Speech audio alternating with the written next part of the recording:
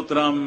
ایک مسئلہ بڑا چلتا ہے کہ کسی کی عبادت کے طور پہ سجدہ کرنا کسی کو جائز نہیں سوائے اللہ کے،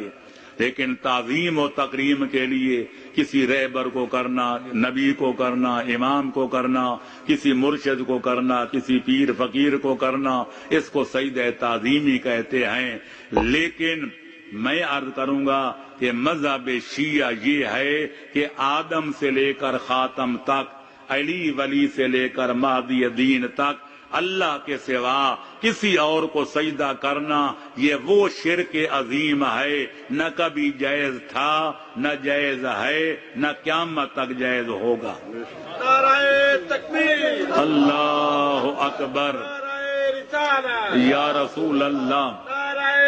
حیدری، یا علی۔